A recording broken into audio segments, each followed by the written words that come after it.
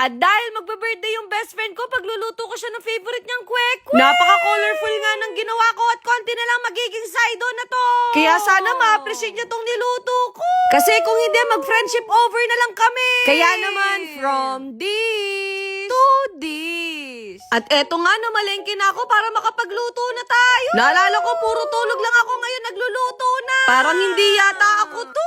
Kapag kasi nagsimula ka ng vlog, kahit hindi mo ginagawa noon, magagawa mo na. Opo, bumili ako ng maraming pogo balls. Sana talaga ma-surprise ko yung best friend ko, no? 12 years na rin kami magkaibigan at buti na lang natitiis namin yung ugali namin sa isa't isa. Kumbaga kalahati ng buhay ko, nandyan na siya. Siguro mamaya na lang ako magdrama. Ngayon, ilalaga na natin yung mga pogo balls natin. Naglagay nga ako ng isang cup ng all-purpose flour. Pati na rin cornstarch, baking powder, pati na rin salt. Apo, minekos-mekos ko lang yan. Naglagay na rin pala ako ng tubig, tapos ihalo nyo lang. Sana talaga tama yung ginagawa ko, no? At finally, nakuha ko na yung texture. Hinati ko nga sa apat kasi iba-ibang kulay yung gagawin natin. Naalala ko tuloy nung nag-aaral kami ng best friend ko nung college, etong street food lang yung kinakain namin. Kasi eto pa lang yung afford namin noon. Kung meron tayong food color na pink, meron din tayong green. Ewan ko ba kung anong naisipan ko, bakit ginawa ko tong rainbow? Aminin nyo, nakaka-aesthetic kasi siya, no? Actually, napakadali lang na ito gawin, kaya kahit kayo magagawa nyo to. At sakto, naluto na yung pugo natin. Parang alam ko na yung magiging amoy ng utot ko. Kumuha na nga ako ng yellow dito sa ref namin. Opo, dito natin ilalagay yung mga pugo balls para hindi tayo mahirapan magbalat mamaya. Pero kahit anong gawin ko, ito talaga yung pinakamatagal na ginagawa. Ganyan ko kamahal yung best friend ko, no? Naalala ko noon, pinangako namin sa isa't isa na sabay kaming aakyat sa stage na merong medal. Na kahit magkadikit lagi kami sa rank 1 at rank 2, hindi naging hadlang sa amin yung grade. Kaya doon ko napagtanto na best friend ko talaga siya. Kaya sana wag yun na kami pagkamalang magjowa. Kasi never na never mangyayari yun, at no? Ito nga, excited na ako sa magiging resulta ng mga kwek-kwek ko.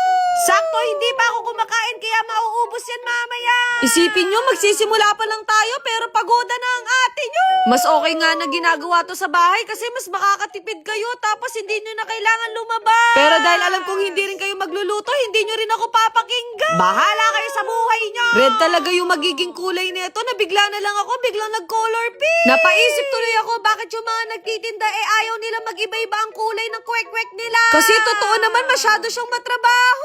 I-comment nyo na lang siguro kung anong favorite color nyo dyan. In fairness, nabuka namang kwek-kwek yung mga ginawa ko, no? Certified cookies na talaga tayo. Syempre, hindi magiging masarap yan kung wala tayong sauce. Kaya naman naghiwa din ako ng onion. Na konti na lang mapapaiyak na ako sa sobrang hapdi sa mata. Ramdam ko nang mapapadalas yata yung pagluluto natin ngayon. Kailangan na din siguro natin mag-practice para kapag nag-asawa na tayo, hindi na tayo mahihirapan. Kaso naalala ko ni Jowa, wala pala tayo. Aray ko. Siguro maglalaro muna ako ng ganda-gandahan, no? Pagkatapos ko nga nilagay yung tubig, sinabay ko na yung toyo. Honey pala yung nilagay ko, pero pwede ring brown sugar. Meron na ding all-purpose flour, pati na rin pepper. Natakot nga ako bigla sa naging itsura ng ginawa ko.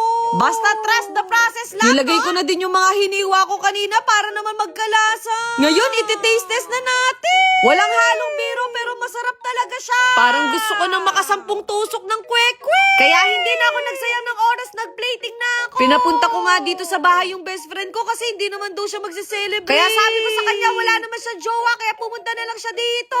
At eto na nga yung final result. Mapapasabi kang ang sarap ng kwek-kwek ko. Huy, parang iba na yun. Saktong magpapahinga pa lang ako, dumating na yung isa kong kaibigan. Hindi daw siya pwedeng mawala sa surprise na to, ang gagwapo ng mga kaibigan ko, pero lahat kami walang jowa. Pero sila ready to mingle na daw sila, no? Blue nga na balloons yung pinili ko, pero hindi ako sigurado kung favorite niya ba to. Na para bang hindi ako best friend. Nag-aaway lang naman kami noon pagdating sa pagkain. Parehas pa naman kami matampuhin kaya wala maglalambing. Nagsabi nga si best friend na malapit na daw siya.